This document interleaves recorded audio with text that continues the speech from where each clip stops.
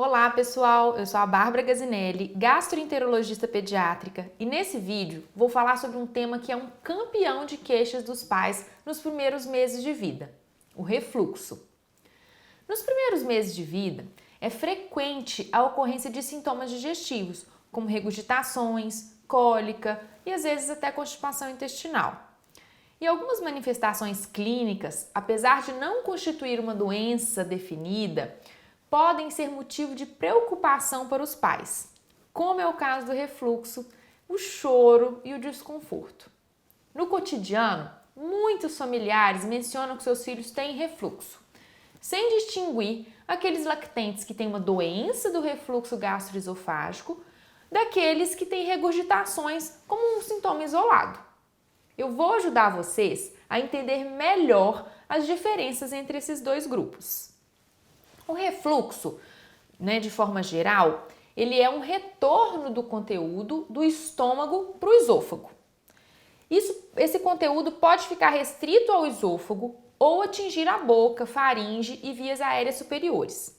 Ou seja, esse conteúdo ele pode ser eliminado pela boquinha do bebê ou eventualmente pelas narinas, através da regurgitação ou vômito. Quase todos os bebês têm esses episódios, que são caracterizados por regurgitação.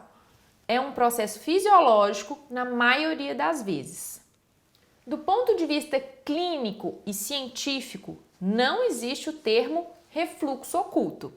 E o que diferencia a regurgitação do vômito? Outro ponto de muita confusão entre os pais. Muitos pais acham que é o volume, mas vamos entender isso melhor? A regurgitação é o retorno passivo, sem esforço do alimento ou dessas secreções digestivas que atingem a boca. Podem ser bem discretos, em pequena quantidade, ou muito volumosos. Podem ser líquidos ou em aspecto de leite talhado, é a famosa golfada. Já os vômitos, por sua vez, caracterizam-se pela expulsão violenta do conteúdo gástrico, decorrente de uma contração vigorosa e coordenada da musculatura abdominal, do diafragma e do tubo digestivo. Em geral, ele é acompanhado por outras manifestações, como náuseas e palidez. Vocês entenderam que não é o volume que diferencia a regurgitação do vômito? E o fato de serem regurgitações volumosas por si só não é um sinal de alerta? A esse quadro benigno, fisiológico, no qual o bebê regurgita muito, mas não tem nenhum sinal de alerta, damos o nome de regurgitação do lactente. Normalmente, esse quadro surge nos primeiros meses de vida e atinge o pico por volta dos 4 meses de idade.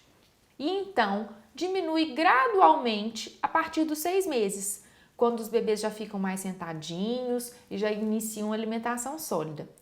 Em quase todos os bebês com refluxo, o distúrbio desaparece por volta de 12 a 18 meses de idade.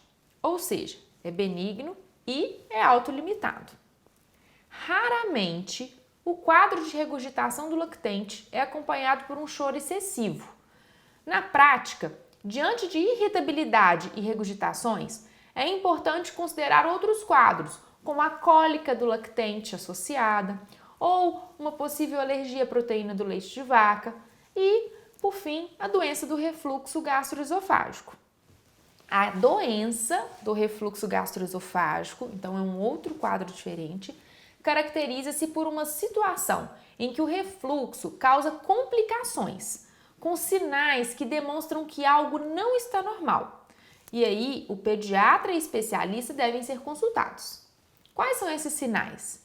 Uma interferência na alimentação, com uma dificuldade nas mamadas, déficit no crescimento e no desenvolvimento do bebê, vômitos intensos, irritabilidade intensa e contínua associada à regurgitação e problemas respiratórios associados, como por exemplo aspiração, pneumonia, apneia e por fim o bebê que apresenta uma postura anormal, um encurvamento da cervical importante.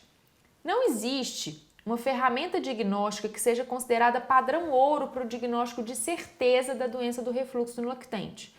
Por isso, a história e o exame físico são fundamentais. Alguns cuidados podem ser adotados para aliviar esses sintomas do refluxo. E eu vou falar sobre eles agora.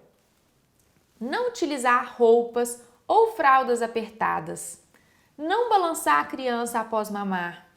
Não fumar no ambiente em que é frequentado pela criança.